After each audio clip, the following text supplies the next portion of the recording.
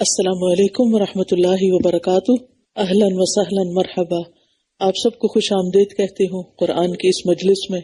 اللہ سبحانہ و تعالیٰ کا بہت بڑا احسان ہے کہ اس نے زندگی میں ایک بار پھر موقع دیا ہے کہ ہم قرآن مجید کے ترجمے سے گزر جائیں۔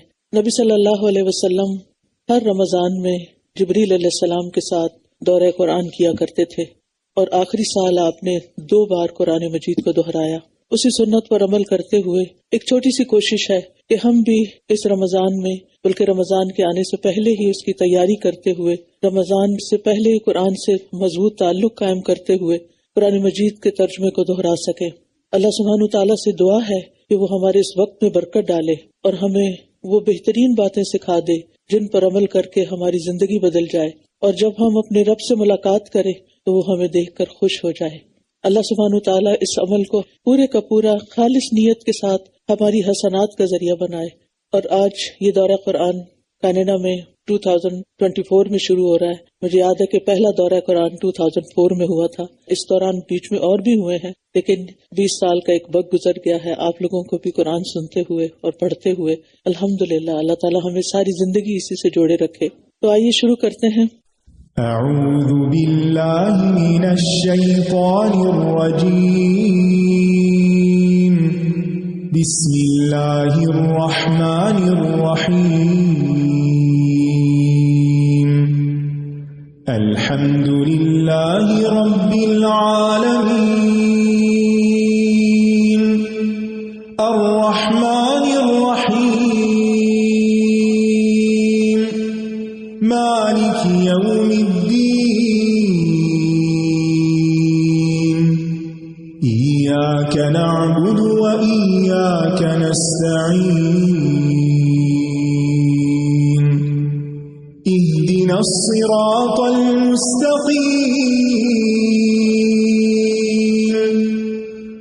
صراط الذین انعمت علیہم غیر المغضوب علیہم ولا الضالین۔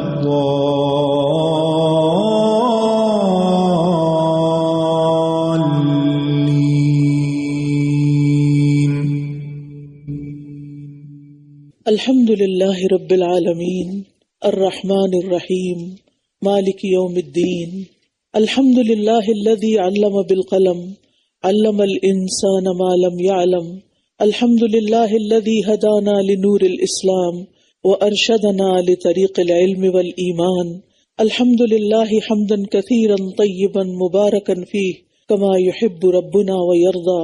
سب تعریف اللہ کے لیے ہے جو تمام جہانوں کا رب ہے۔ وہ بڑا مہربان، نہایت رحم کرنے والا ہے، بدلے کے دن کا مالک ہے۔ سب تعریف اللہ کے لیے ہے جس نے قلم کے ساتھ لکھنا سکھایا اور انسان کو وہ کچھ سکھایا جو وہ جانتا نہیں تھا۔ سب تعریف اللہ کے لیے ہے جس نے اسلام کے نور کی طرف ہمیں ہدایت دی اور علم اور ایمان کے راستے کی طرف ہماری رہنمائی کی۔ سب تعریف اللہ کے لیے ہے، بہت زیادہ تعریف، پاکیزہ اور بابرکت تعریف جسے ہمارا رب پسند کرتا ہے اور اس سے راضی ہوتا ہے۔ قرآن مجید اللہ تعالیٰ کی طرف سے ایک عظیم نعمت ہے، نصیحت ہے، ہدایت ہے، رحمت ہے اور سراسر شفا ہے ان بیماریوں کے لیے جو سینوں میں ہیں، جو دلوں میں ہیں۔ ایمان والوں کے لیے یہ اللہ کی طرف سے ایک فضل اور رحمت کا باعث ہے۔ قرآن کی مجالس میں رحمت اور سکینت اترتی ہے۔ رسول اللہ صلی اللہ علیہ وسلم نے فرمایا، جو لوگ اللہ کے گھروں میں سے کسی گھر میں، اور یہ مسجد ہے جہاں بیٹھے ہیں، اللہ کے گھروں میں سے کسی گھر میں اللہ کی کتاب کی تلاوت کرتے ہیں اور اس کی باہم تعلیم میں مصروف ہوتے ہیں، ان پر سکینت اترتی ہے، رحمت انہیں ڈھانپ لیتی ہے، فرشتے انہیں گھیر لیتے ہیں اور اللہ ان کا ذکر اپنے پاس موجود فرشتوں میں کرتے ہیں۔ بہترین ہے وہ لوگ جو قرآن سیکھیں اور سکھائیں۔ رسول اللہ صلی اللہ علیہ وسلم نے فرمایا، خیرکم من تعلم القرآن وعلمہ، تم میں سے بہترین وہ ہے جو قرآن سیکھے اور سکھائے، اور جس کے ساتھ اللہ بھلائی کا ارادہ کرتا ہے اسے دین کی سمجھ دے دیتا ہے۔ اس کتاب کے ساتھ برکتیں اترتی ہیں۔ اللہ سے دعا ہے کہ وہ ہمیں اس کی برکتوں سے بھرپور مالا مال فرمائے۔ بعض مفسرین کہا کرتے تھے، ہم قرآن پڑھنے میں مشغول ہوئے تو ہمیں دنیا میں برکات اور خیرات نے ڈھانپ لیا۔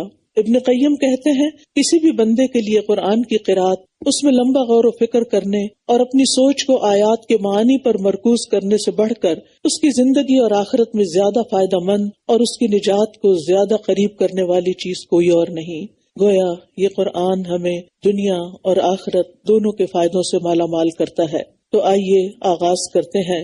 نحمدہ ونصلی علی رسولہ الکریم، اما بعد، فاعوذ باللہ من الشیطان الرجیم، بسم اللہ الرحمن الرحیم، رب اشرح لی صدری ویسر لی امری واحلل عقدۃ من لسانی یفقہوا قولی۔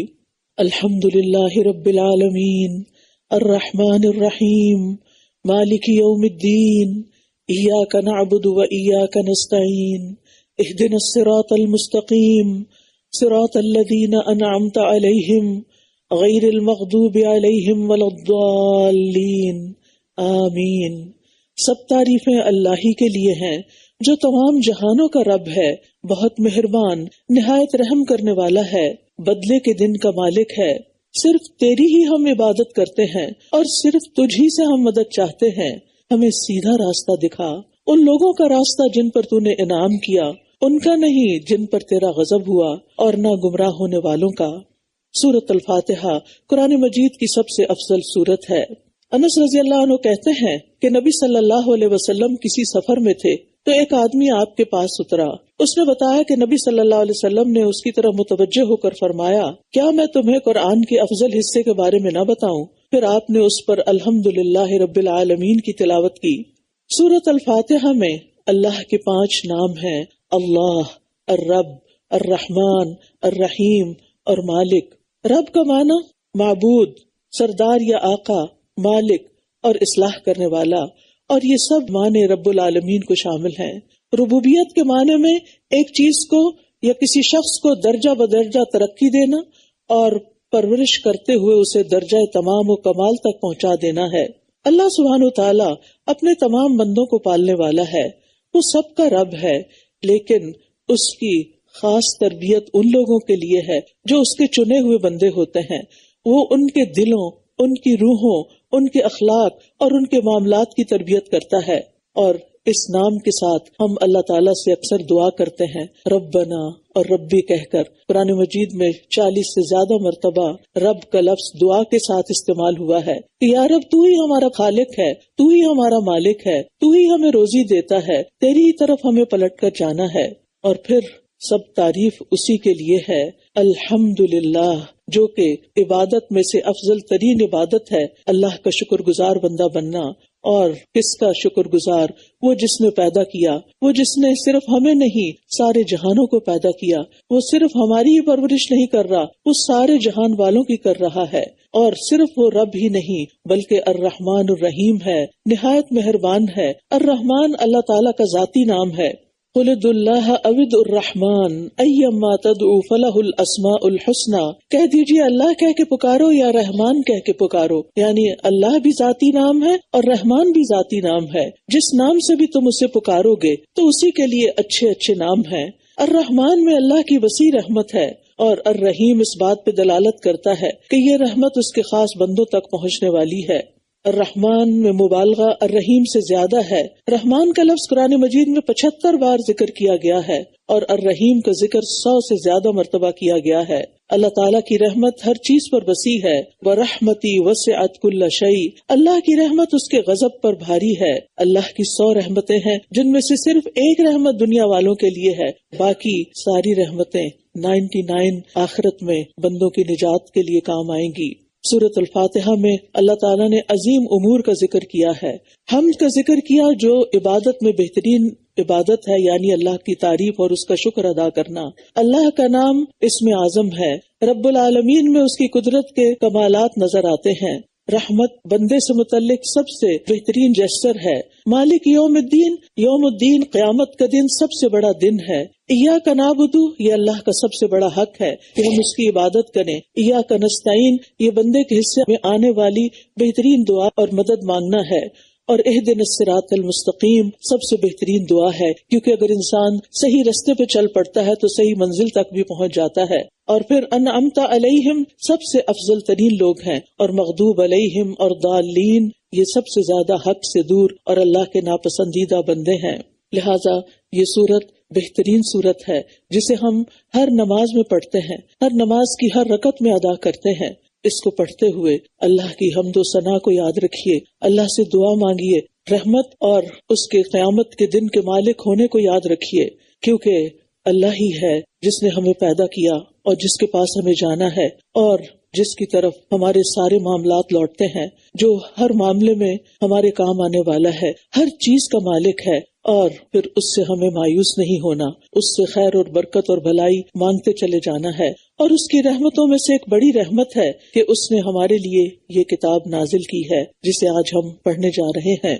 اس کتاب کی سب سے طویل ترین، سب سے لمبی سورت سورۃ البقرہ ہے، جس کا پڑھنا باعث برکت ہے اور جس کا چھوڑنا باعث حسرت ہے، اور جس گھر میں یہ پڑھی جاتی ہے وہاں سے شیاطین بھاگ جاتے ہیں۔ تو آئیے آغاز کرتے ہیں سورۃ البقرہ کا۔ بسم اللہ الرحمن الرحیم، الف لام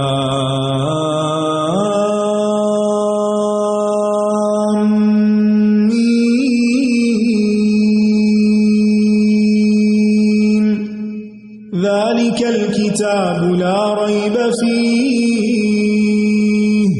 ھدی للمتقین الذين يؤمنون بالغيب ويقيمون الصلاة ومما رزقناهم ينفقون والذين يؤمنون بما أنزل إليك وما أنزل من قبلك وبالآخرة هم يوقنون أولئك على هدى من ربهم وأولئك هم المفلحون۔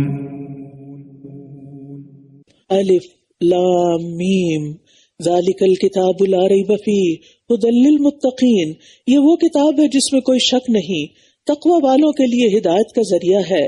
کون ہے تقوی والے؟ الذین یؤمنون بالغیب ویقیمون الصلاۃ ومما رزقناہم ینفقون۔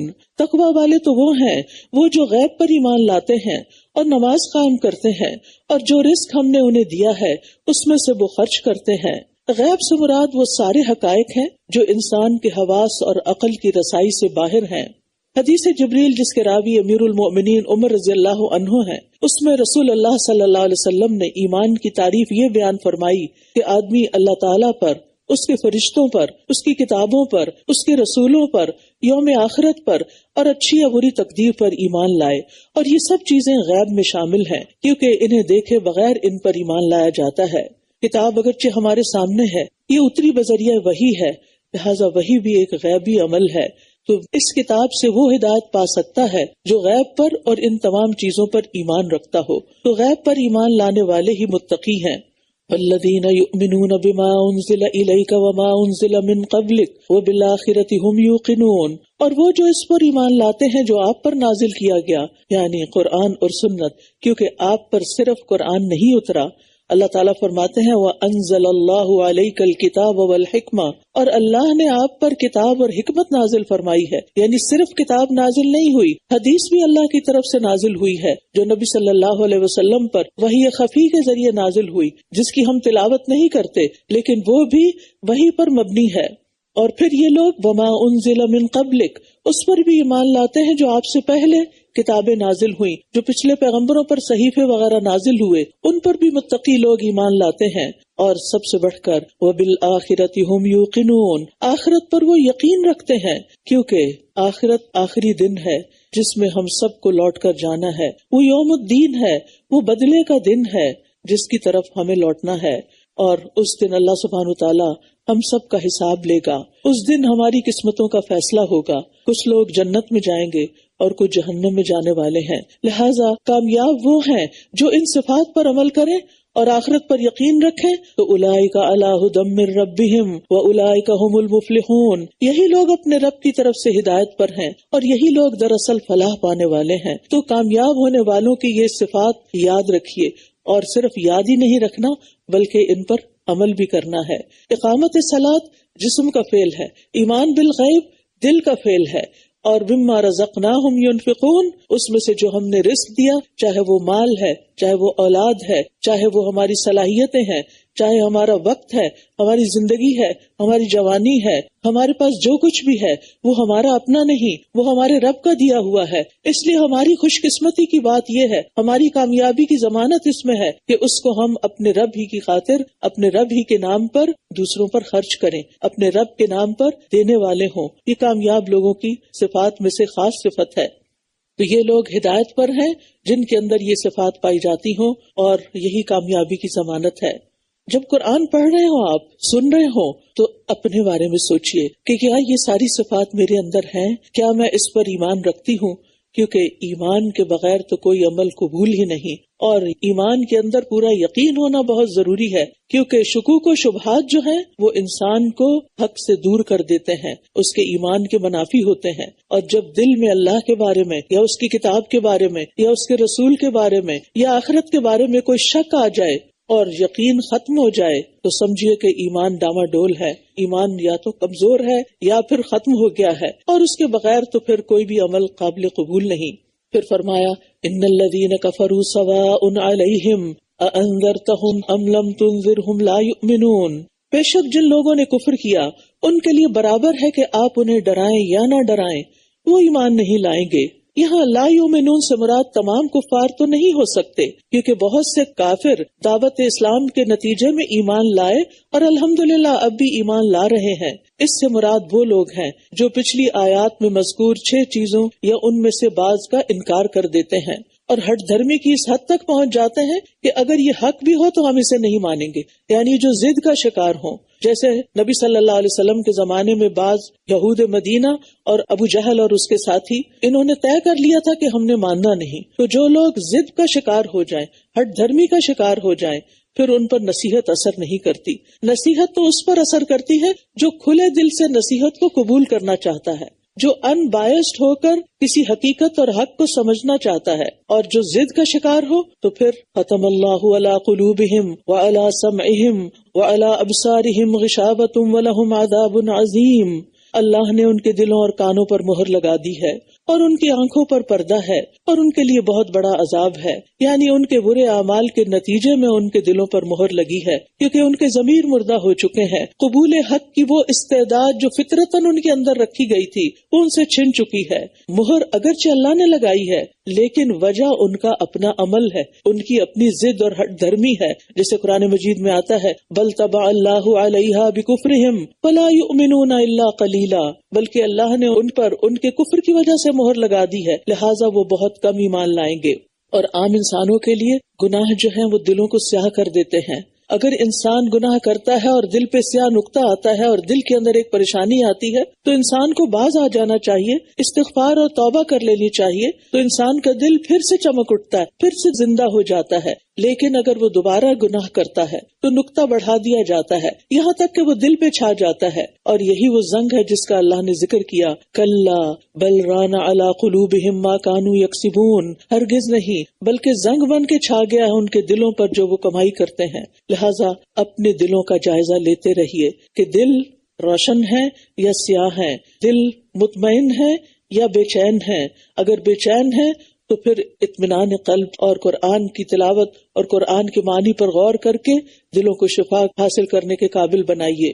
پھر پہلی کچھ آیات متقین کے بارے میں تھی، دوسری کفار کے بارے میں، اور اب منافقین کے بارے میں 13 آیات ہیں، کیونکہ نفاق کا پتہ چلانا مشکل ہوتا ہے، لہٰذا اللہ سبحانہ وتعالی نے ان کی کچھ علامات بتا دی۔ وَمِنَ النَّاسِ مَن يَقُولُ آمَنَّا بِاللَّهِ وَبِالْيَوْمِ الْآخِرِ وَمَا هُمْ بِمُؤْمِنِينَ، اور لوگوں میں سے کچھ وہ ہیں جو کہتے ہیں کہ ہم اللہ پر اور آخرت کے دن پر ایمان لے آئے ہیں، حالانکہ وہ مومن نہیں ہیں، کیونکہ اللہ ان کے دلوں کا حال جانتا ہے نا۔ ایمان تو دل میں ہوتا ہے، اور دل دوسرے انسانوں کے سامنے نہیں ہوتے، اللہ ہی کو پتا ہوتا ہے کہ دلوں کا حال کیا، لہٰذا اللہ نے دلوں کا حال کھول کے رکھ دیا کہ ان کے دلوں میں ایمان نہیں۔ وہ اللہ کو دھوکہ دیتے ہیں اور ان لوگوں کو جو ایمان لائے، حالانکہ یہ اپنے آپ ہی کو دھوکہ دے رہے ہیں اور یہ اس کا شعور بھی نہیں رکھتے، کیونکہ بیمار دل نیکی اور بدی کا احساس نہیں کر سکتا، اس کا فرق نہیں جانتا۔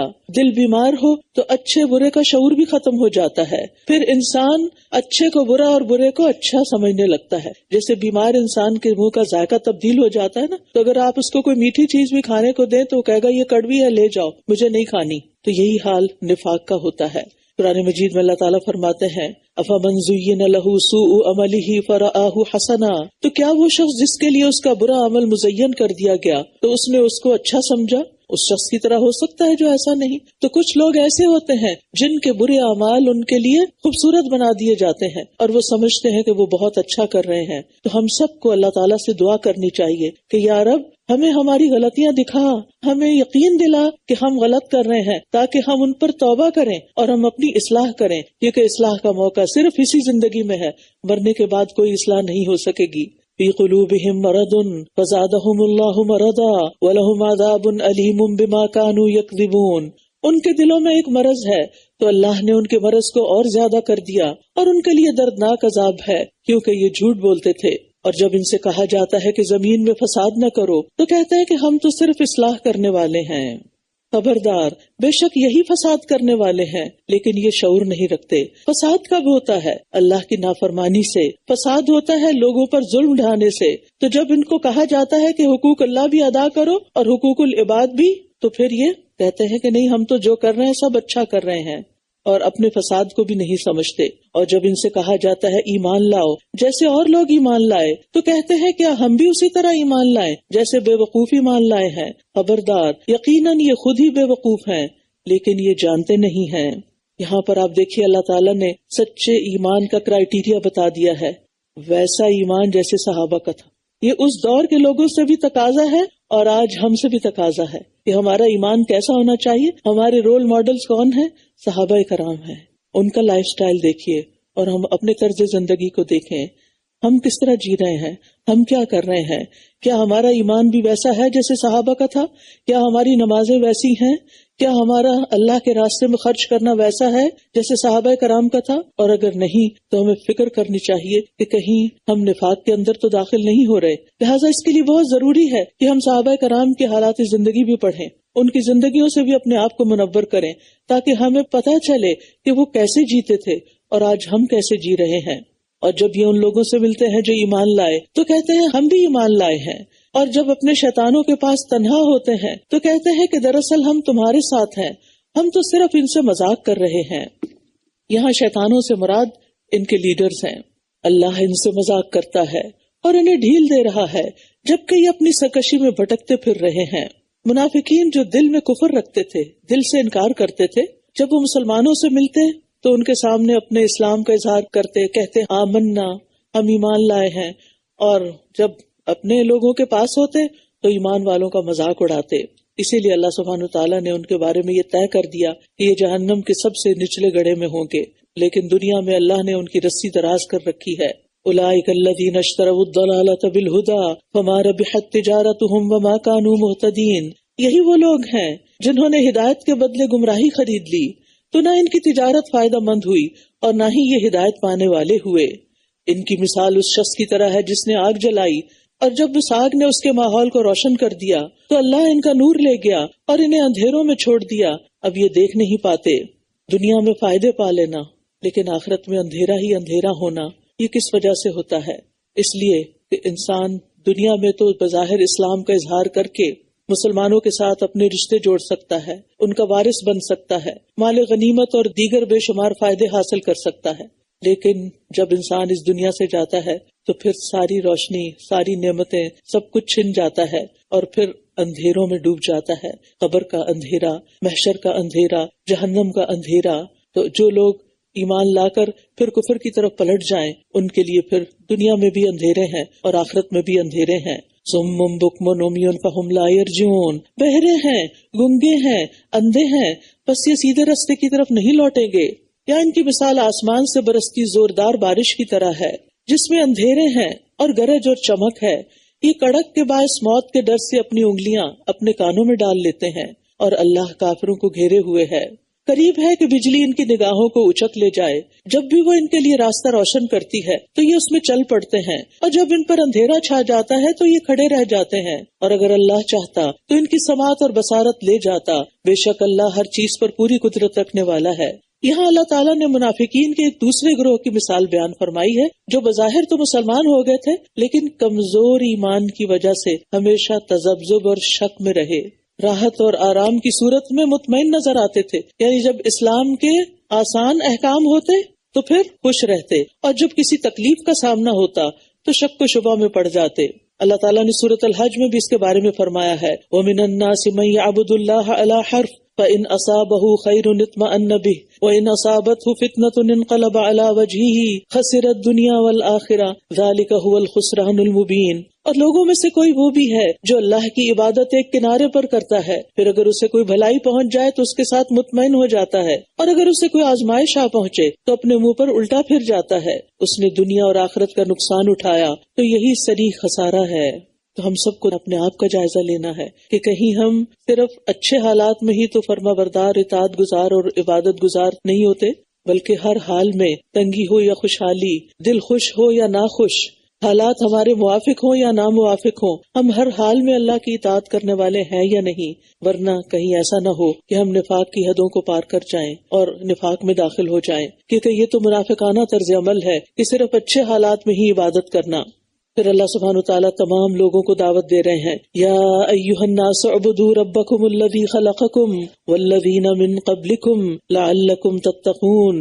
اے لوگوں، اپنے رب کی عبادت کرو جس نے تمہیں پیدا کیا اور ان لوگوں کو بھی جو تم سے پہلے تھے، تاکہ تم بچ جاؤ، دنیا میں گناہوں سے بچ جاؤ اور آخرت میں عذاب سے بچ جاؤ. کیوں عبادت کرو اپنے رب کی؟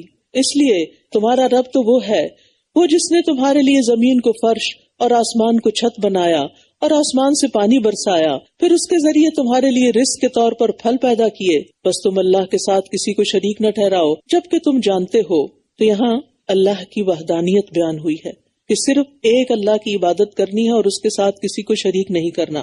شرک اکبر اور شرک اصغر دونوں کو چھوڑ دینا ہے. اور پھر اس کے بعد عبادت کے لیے ضروری ہے کہ قرآن مجید سے تعلق قائم کیا جائے. لہٰذا اس بات کا یقین ہونا ضروری ہے کہ یہ کتاب ہدایت ہے اور اس میں کسی قسم کا کوئی شک نہیں، کیونکہ اگر قرآن کے بارے میں دل میں ڈاؤٹ آ گئے تو پھر قرآن پہ عمل نہیں کر سکیں گے. اسی لیے فرمایا، اور اگر تمہیں اس میں شک ہے جو ہم نے اپنے بندے پر نازل فرمایا تو اسی طرح کی ایک صورت تم بھی بنا لاؤ اور اللہ کے سوا اپنے مددگاروں کو بھی بلا لو اگر تم سچے ہو. پھر اگر تم ایسا نہ کر سکو اور تم ہرگز ایسا کر بھی نہ سکو گے تو بچو اس آگ سے جس کا ایندھن انسان اور پتھر ہیں، جو کافروں کے لیے تیار کی گئی ہے. اور خوشخبری دے دیجیے ان لوگوں کو جو ایمان لائے اور انہوں نے نیک عمل کیے کہ ان کے لیے ایسے باغات ہیں جن کے نیچے نہریں جاری ہیں. جب کبھی انہیں ان باغوں میں سے کوئی پھل کھانے کو دیا جائے گا تو وہ کہیں گے یہ تو وہی ہے جو اس سے پہلے ہم دیے گئے، یعنی دنیا میں، اور انہیں اس سے ملتے جلتے ہی دیے جائیں گے. اور وہاں ان کے لیے پاک صاف بیویاں ہوں گی اور وہ ان میں ہمیشہ رہنے والے ہیں. یاد رکھیے یہاں پر ایمان کے ساتھ عمل صالح کا ذکر الگ سے بھی کیا گیا ہے. اگرچہ عمل صالح ایمان کے اندر شامل ہے لیکن الگ سے عمل صالح اس لیے بھی کیونکہ عموماً ہم سے عمل میں کوتاہی ہو جاتی ہے. تو خالی ایمان لے آنا کافی نہیں، جیسے بعض لوگ کہتے ہیں ہم نے لا الہ الا اللہ پڑھ رکھی ہے، اب نماز روزے وغیرہ کی تکلفات کی ضرورت نہیں، صرف لا الہ الا اللہ پڑھنے والا جنت میں داخل ہو جائے گا، ہمارے اندر ایمان ہے. بالکل ہم مانتے ہیں آپ کے اندر ایمان ہوگا، لیکن ایمان کے ساتھ ساتھ ایمان کے تقاضے بھی پورے کرنے ہیں جو قرآن و سنت میں ہمیں بتائے گئے ہیں. اس کے بعد اللہ سبحانہ وتعالی ایک مثال کے ذریعے بات سمجھاتے ہیں، ان اللہ لا یستحی ان یضرب مثلا ما بعوضۃ فما فوقها، بے شک اللہ اس سے نہیں شرماتا کہ وہ مچھر یا اس سے اوپر کسی چیز کی مثال بیان کرے. تو جو لوگ ایمان لائے وہ جانتے ہیں کہ یہ ان کے رب کی طرف سے سچ ہے، اور رہے وہ لوگ جنہوں نے انکار کیا تو وہ کہتے ہیں کہ اس مثال سے اللہ کی مراد کیا ہے. وہ اکثر لوگوں کو اس سے گمراہ کرتا ہے اور بہت سو کو اسی سے ہدایت بخشتا ہے، اور وہ اس سے گمراہ کرتا بھی ہے تو صرف فاسقوں کو. جب قرآن نے چیلنج کیا کہ اگر تمہیں کتاب کے بارے میں شک ہے تو پھر اس جیسی کوئی ایک صورت ہی بنا لو، لیکن وہ نہ بنا سکے تو انہوں نے اپنی ناکامی کو کس طرح ظاہر کیا؟ قرآن پر اعتراض کر کے. جب انسان کے پاس دلیل نہیں ہوتی تو پھر اعتراض ہوتا ہے، پھر الزام تراشی ہوتی ہے، پھر اس سے اگلے مرحلے پر گالی گلوچ ہوتی، پھر اسے اگلے مرحلے پر تصادم شروع ہو جاتا ہے. تو اللہ سبحانہ و تعالیٰ فرماتے ہیں کہ اس کتاب کے اندر کوئی بھی چیز بیکار نہیں. اگر تم یعنی مچھر جیسی چیز پر اعتراض کرتے ہو کہ اس کا ذکر کیوں آیا قرآن میں، تو تم ایک مچھر ہی بنا کر دکھاؤ، نہیں بنا سکتے. تو جب اللہ نے اس میں ذکر کیا تو اس میں فائدہ ہی ہوگا، اور اس میں ہمارے لیے سیکھنے اور سمجھنے کی بہت سی چیزیں. اور اگر آپ جا کر نیٹ پر دیکھیں مچھر کی تخلیق کے بارے میں اور مچھر کے کاموں کے بارے میں، تو آپ حیران ہو جائیں گے کہ مچھر کو معمولی تخلیق نہیں ہے. اگرچہ دیکھنے میں بہت چھوٹا سا نظر آتا ہے لیکن اس کے سارے سسٹمز اس میں کام کرتے ہیں. اور صرف مچھر نہیں، وما فوقہا، جو اس کے اوپر پیراسائٹ ہے، وہ بھی اللہ کی نشانی ہے جو تمہیں نیکڈ آئی سے نظر بھی نہیں آتا. تو اللہ سبحانہ تعالیٰ نے اپنی کتاب میں جو بھی بیان کیا ہے وہ بالکل سچ ہے، حق ہے، لا ریب فیہ ہے، اور اس میں ہمارے لیے ہدایت ہے. کچھ باتیں براہ راست احکام کے طور پر ہیں قرآن مجید میں جو اللہ کا کلام ہے، اور غور و فکر کی دعوت دیتی ہیں کچھ آیات. لہٰذا دونوں طرح سے کسی آیت کو پڑھ کر ہمیں عمل کی موٹیویشن ملتی ہے، اور کچھ آیات کے ساتھ غور و فکر کی دعوت ملتی ہے، اور اللہ سبحانہ تعالیٰ کی عظمت دل میں بڑھتی، ایمان بڑھتا ہے. لہٰذا کسی بھی آیت کو معمولی نہ سمجھیے. اور یہاں اللہ سبحانہ تعالیٰ نے اپنی صفت حیا کا ذکر کیا ہے. حقیقت یہ ہے کہ اللہ تعالیٰ بہت حیا کرنے والا ہے، اور اس کا حیا بندوں کے حیا کی طرح نہیں ہے. اس کے حیا کی ایک مثال دی گئی کہ بندہ جب اللہ کی طرف ہاتھ اٹھا کے دعا کرتا ہے تو اللہ تعالیٰ اس بات سے حیا کرتا ہے کہ وہ ان ہاتھوں کو خالی لوٹائے. لہٰذا خوب ہاتھ اونچے کر کے اللہ سے دعا کیا کیجیے. اللہ سبحانہ تعالیٰ ہر طرح کی کمی اور کمزوری سے پاک ہے. اللہ سبحانہ تعالیٰ بندوں کے دلوں کو بھی جانتا ہے اور ظاہر کو بھی جانتا ہے.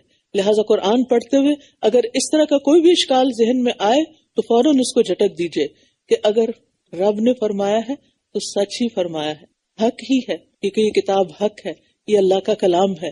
اور جتنا زیادہ ہمارا اس بات پر یقین ہوگا اتنا ہی ہمارا عمل بہتر ہوتا جائے گا. پیچھے فرمایا کہ انکار جو ہے وہ فاسق ہی کرتے ہیں. فاسق کون ہے؟ وہ لوگ جو اللہ کے عہد کو اس کے پختہ کرنے کے بعد توڑ دیتے ہیں، اور اللہ نے جس چیز کو جوڑنے کا حکم دیا اس کو کاٹ ڈالتے ہیں، یعنی رشتوں وغیرہ کو، اور وہ زمین میں فساد کرتے ہیں. یہی لوگ دراصل خسارہ پانے والے ہیں. کیف تکفرون باللہ وکنتم امواتا فاحیاکم ثم یمیتکم ثم یحییکم ثم الیہ ترجعون. تم اللہ کا انکار کیسے کر سکتے ہو حالانکہ تم مردہ تھے، تو اس نے تمہیں زندگی بخشی، پھر وہی تمہیں موت دے گا، پھر وہی تمہیں زندہ کرے گا، پھر تم اسی کی طرف لوٹائے جاؤ گے. وہی تو ہے جس نے تمہارے لیے وہ سب کچھ پیدا کیا جو زمین میں ہے. پھر وہ آسمان کی طرف متوجہ ہوا تو ان کو ٹھیک ٹھیک 7 آسمان بنا دیا، اور وہ ہر چیز کا خوب علم رکھنے والا ہے.